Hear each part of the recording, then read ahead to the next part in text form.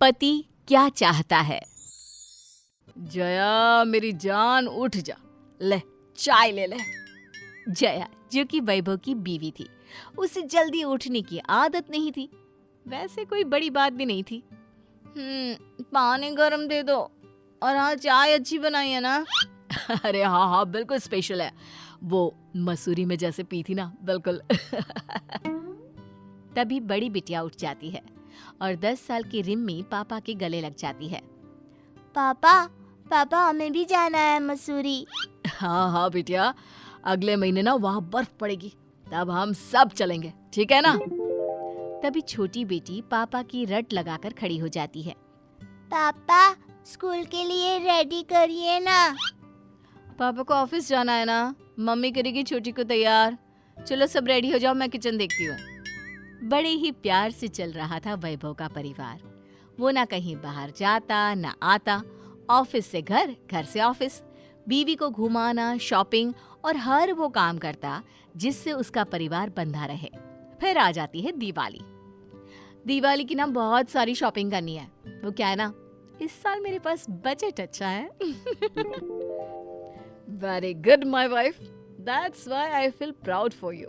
अच्छा सुनो, माँ के लिए ना सिल्क की साड़ी ले लेना। पापा का हमेशा से मन था कि माँ को सिल्क की साड़ी पहनाना। अब गांव में तो उन लोगों को मिलेगी नहीं ना अच्छी साड़ी, तो तुम ही ले लेना। और हाँ, मेरे और पापा का कुर्ता एक सा ही हो और माँ और तुम्हारी साड़ी एक सी। यार कितनी अच्छी पिक्स आएगी ना। वैभव जया से अपनी खुशी जाहिर किए जा रहा था, लेकिन जया के चेहरे पर कोई एक्सप्रेशन नहीं थे। क्या हो गया मैडम, हमारी गुस्सा है क्या? यार बस प्लीज, मैं नहीं जाऊंगी गांव त्योहार मनाने। अरे लेकिन तुम तो जानती हो ना, मम्मी पापा दोनों ही कितनी बेसब्री से इंतजार करते हैं हम लोगों का। अरे तो बोलो ना, वो लोग आ जाएंगे। मैं नहीं जाऊंगी गांव। गांव की फोटो शेयर करने में शर्म आती है मुझे। अरे कैसी बात कर रही हो? पता है, गांव के घर को बंद करना नामुमकिन है। कुल देवी की पूजा भी तो दिवाली में ही होती है ना। देख लो, तुम अकेले चले जाना, क्योंकि मैं और बिटिया तो नहीं जाएंगे। जया अपना फैसला सुना चुकी होती है, तो वहीं वैभव ब्लैंक होता है। ब्लैंक इसलिए कि जिस वैभव ने कभी अपनी बीवी की कोई बात नहीं टाली, आज उसकी बीवी उसकी एक बात पर भी राजी नहीं हो रही थी। प्लीज ऐसा मत करो ना यार। क्या है ना कि मैं बच्चों के बिना, नहीं यार प्लीज मान जाओ ना। जया को तो मानो बहाना मिल जाता है। मैं क्या मायने रखती हूँ आपके लिए? हाँ, माँ बाप के बिना तो दिवाली नहीं बना सकते, बच्चों के बिना भी नहीं मना सकते, लेकिन मेरे बिना वो मना सकते हैं। वैभव को समझ में आता है कि उसने क्या गलत बोल दिया है। बस जो पासा जया ने फेंका था वो सीधा निशाने पर लग जाता है। देखो प्लीज परेशान ना हो, मैं मम्मी पापा से बात करता हूँ। मैं तुम्हारे बच्चों और माँ पापा किसी के बिना नहीं रह सकता हूँ। तुम सब मुझे चाहिए। खैर, दिन बीत रहे होते हैं कि वैभव के पिता का फोन वैभव के पास आता है। बेटा दिवाली में घर आना तो मेरे लिए कान में सुनाई देने वाली मशीन, बीपी नापने की मशीन और एक शॉल ले आना।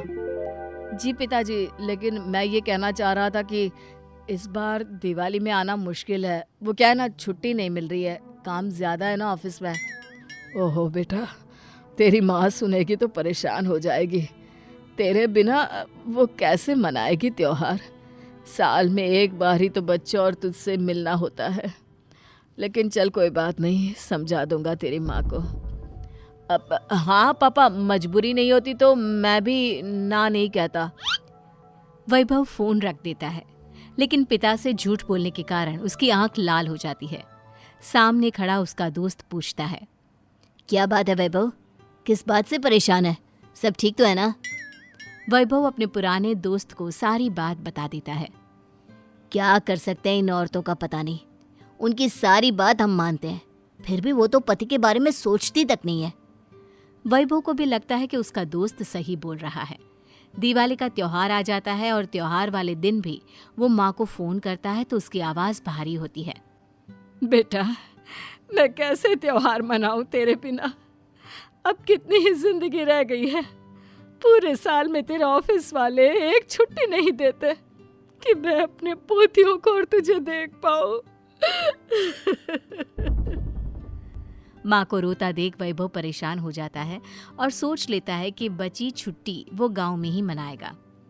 देखो जया, तुम चाहती थी कि यहाँ दिवाली मने तो मन गई। अब कल हम सब गांव के लिए निकलेंगे। बस जया तो इस बात पर बवाल कर देती है, ना मैं जाऊंगी और ना ही मेरे बच्चे। साफ बात है।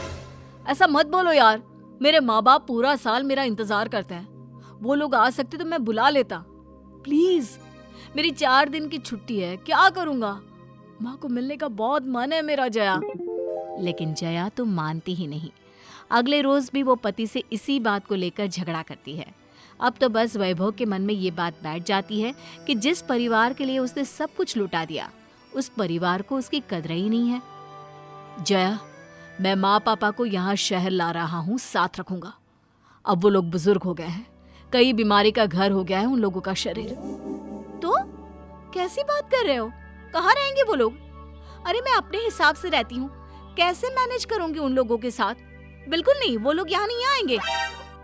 अब बस जया का ये कहना और वो वैभव जिसने कभी जया की हाँ को ना नहीं बोला, वो उस पर बरस पड़ता है। ठीक है, जैसी मर्जी, तो फिर मैं दूसरा घर ले लूंगा जहाँ माँ पापा के साथ रह सकूं। जया को तो मानो ये सुनकर शरीर कांप जाता है।